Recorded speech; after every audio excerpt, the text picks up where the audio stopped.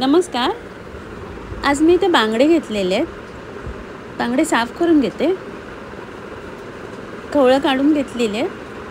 आता बाजूचे कल्ले साफ करून डोक्याकडचा भाग कापून घेते आणि त्याच्या पोटातली घाण काढून टाकते आणि वरून एक चीर पाडून घेते. अशा प्रकारे खोलपर्यंत चीर पाडून घेतलेली आहे. त्या स्टफिंग भरायचे. बांगडे कापून झालेले आहेत. आता स्वच्छ धुवून घेते. इथे कढईत मेथी, तांदूळ आणि थोडीशी उडदाची डाळ घालून गॅसवर सुकी भाजून घेते आणि मिक्सरमध्ये पावडर करून घेतलेली आहे ती बांगड्यांना लावते. थोडीशी लाल मिरची पावडर, हळद आणि मीठ घालून मिक्स करून बांगड्यांना लावून बाजूला ठेवते. इथे कढईत तेल घेतलेले आहे. त्यात उभा चिरलेला कांदा परतून घेते. कांदा लालसर झाल्यावर त्यात सुकी मिरची, धणे आणि काळी मिरी घातलेले आहेत. ते कांद्याबरोबर परतून घेते. 2 बेडगी मिरची घालते आणि ओलं खोबरं घालून सर्व एकत्र भाजून घेते. कांदा खोबरं भाजून झालेले आहे. तर थंड झाल्यावर मिक्सरमध्ये हळद आणि चिंच घालून पेस्ट करून घेते. इथे भांड्यामध्ये सुरुवातीला कांदा आणि वरून तेल घालते आणि कांदा परतून घेते. कांदा परतून झाल्यावर तांदूळ आणि उडीद, मेथी घालून भाजून घेतलेली पावडर घालते आणि परतून घेते. त्यात कांदा खोबऱ्याचं वाटप घालते. थोडंसं पाणी घालून मिक्स करून घेते. वाटपाला उकळी आल्यावर हिरवी मिरची, 2 कोकमं आणि तिरफळं घालते आणि मिक्स करून घेते. त्यात मसाला लावून ठेवलेले बांगडे घालते. मसाला बुडून घेते. चवीप्रमाणे मीठ घालते आणि उकळी काढून घेते. मासे शिजलेले आहेत. बांगड्याची उडीद मेथी तयार आहे. इथे बारीक चिरलेला कांदा, कोथिंबीर, त्यात बारीक चिरून ठेवलेला आलं, लसूण आणि हिरवी मिरची घालते. लिंबाचा रस आणि चवीप्रमाणे मीठ घालून मिक्स करून घेते. इथे बांगडे धुवून घेतलेले आहेत. बांगड्यांना मीठ लावून घेते आतल्या बाजूने आणि त्यात स्टफिंग भरून घेते.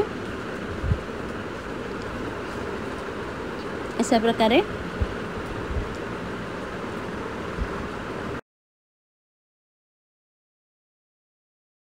इथे केळीचं पान घेतलेलं आहे. ते गॅसवर जरा नरम करून घेते.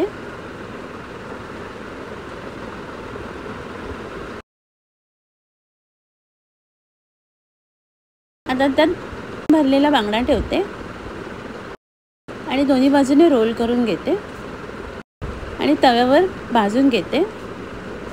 एका बाजूने भाजून झाले. आता दुसऱ्या बाजूने भाजायला ठेवते. थोडंसं तेल घालते वरून आणि बांगडे शिजेपर्यंत भाजून घेते. बांगडे शिजलेले आहेत. आता इथे जाळी ठेवलेली आहे. त्याच्यावरती बांगडे थोडेसे भाजून घेते.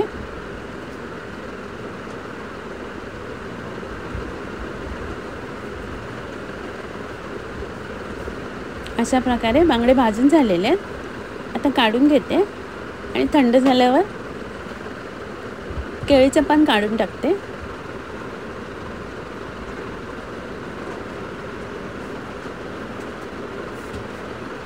आणि बांगड्यातला काटा काढून साफ करून बाजूला काढून घेते. इथे मोठे तुकडे घेतलेले आहेत आणि उरलेलेचे मॅश करून घेते. त्यात कांद्याचं मिश्रण होतं उरलेलं ते घालते. लाल मिरची पावडर, हळद आणि मीठ, कोथिंबीर घालून मिक्स करून घेते.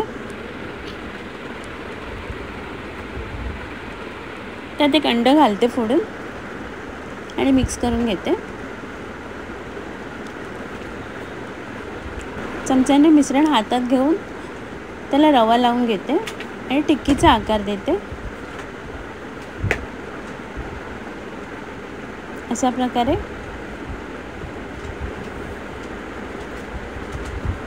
तव्यावर तेल गरम करायला ठेवलेले आहे. त्यात बांगड्याचे कटलेट फ्राय करून घेते.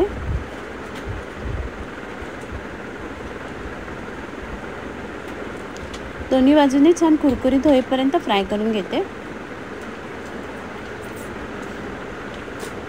बांगड्याचे कटलेट तयार आहेत.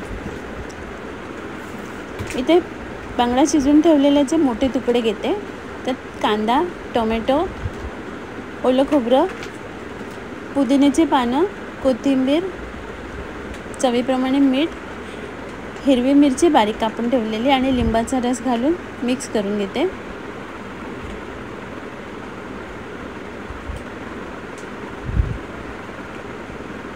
बांगड्याचं सॅलड तयार आहे. इथे ताटात मीठ घेतलेलं आहे. त्यात तांदळाचं पीठ घालते आणि थोडं थोडं गरम पाणी घालून पीठ मळून घेते.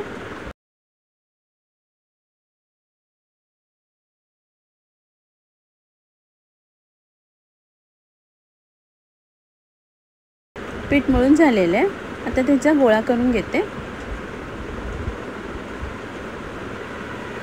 आणि हाताला थोडं थोडं पीठ लावून भाकरी थापटून घेते. भाकरी थापटून झालेली आहे. तवा गरम करायला ठेवले आहे. त्यात तळाची बाजू वरच्या बाजूला ठेवून वरून पाणी लावून घेते. पाणी सुकल्यावर भाकरी परतून घेते आणि 2-3 मिनिटांनी कडेकडेने दाबून भाजून घेते.